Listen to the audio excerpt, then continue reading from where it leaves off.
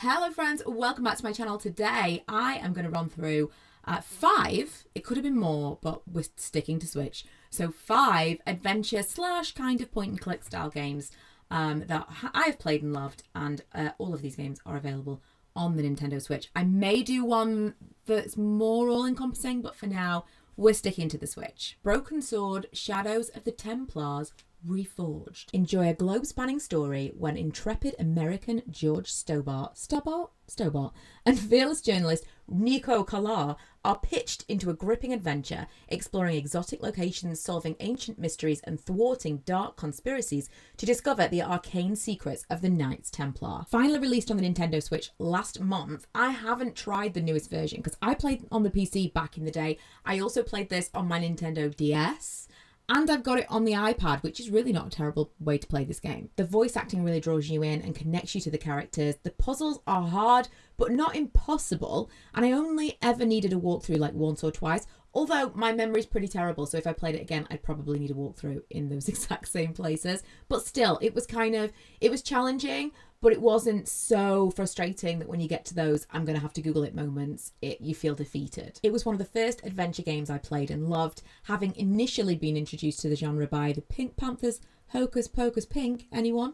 And I've been looking for something to compete with my teenage nostalgia of playing these games ever since. Thimbleweed Park, I have talked to death about this. I've also started a series where I play through this game, but it's such a long one, so I'm still working on it. It's a neo-noir mystery set in 1987. Welcome to Thimbleweed Park, a population of 80 nutcases, a haunted hotel, an abandoned circus, a burnt-out pillow factory, a dead body pixelating under the bridge, toilets that run on vacuum tubes. You've never visited a place like this before.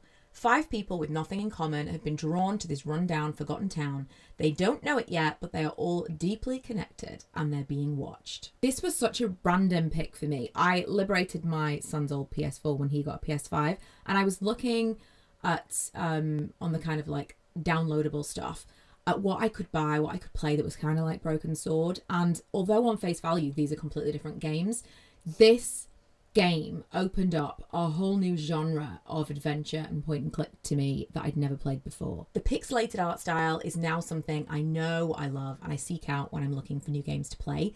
Again, the voice acting is great and the story lasted for so long. I kept thinking it was over and a new chapter began.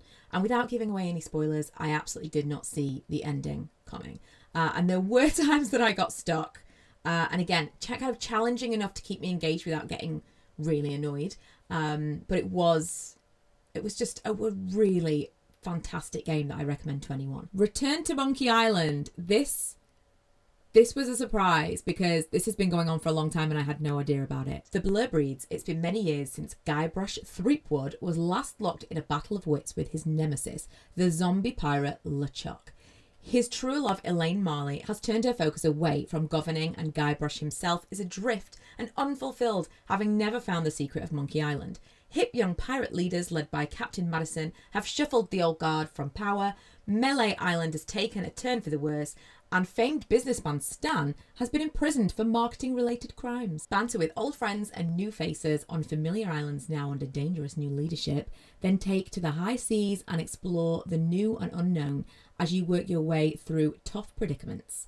Clever puzzles, bizarre situations, and devastating ripostes are all that stand between Guybrush and glory. I had never heard of this famous franchise before I played Thimbleweed Park, and then I was specifically out there looking for other things that Ron Gilbert had made. In a departure from the pixel art, these characters are more abstract, but just as vibrant.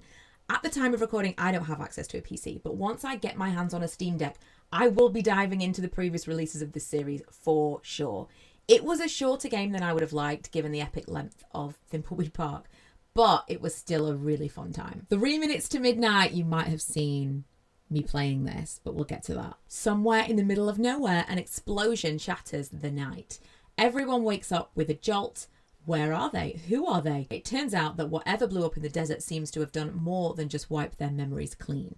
Embark on an adventure with Betty as she delves into a town where danger lurks at every turn, and characters are just as deceiving and bizarre as they come, featuring a power-hungry mayor, a potbelly pig with a vendetta, a sheriff obsessed with the supernatural, and believe it or not, a kraken who does not read the fine print. Oh, and there's this little itsy-bitsy thing about a doomsday plot to eradicate everyone's very existence. But hey, let's worry about that later, shall we? I have been back and forth about how I feel about this game as I'm playing it. If you've been watching my playthrough, you'll know it is tricky. My main gripe is that as you play the game, there are like multiple alternative paths, which is fantastic. The fact that there are multiple ways that you can play the game gives it kind of a replayability, which I get why they did that. It also makes it more challenging. But for kind of like a middle of the road player, which I feel like I am, I really enjoy these games, but I'm not, a genius.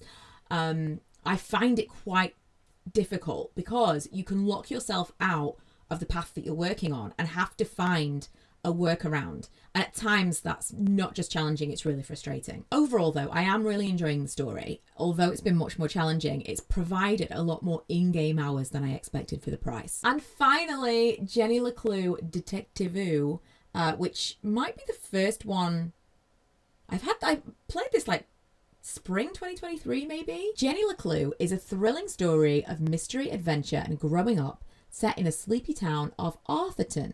The game is filled with memorable, complex characters and rendered in a unique aesthetic. Embrace the choosiness and shape the meta-narrative. You are not the only guiding hand shaping Jenny's destiny, but your choices will help her unravel the tangled mystery and become the detective she was born to be. Jenny gets more than she bargained for when her mother is accused of murder and begins an unexpected journey to find the truth. She soon discovers the idyllic town of Arthurton is not what it seems, and unseen forces will stop at nothing to keep Jenny from the truth. She will need all of her skills of deduction to find the real killer and clear her mother's name. This is the most unusual of the bunch. I know I said that the others were colourful, but like, wow. The art style in this game is like, it would not be like if you framed something from this game and put it on your wall, it would seem right at home.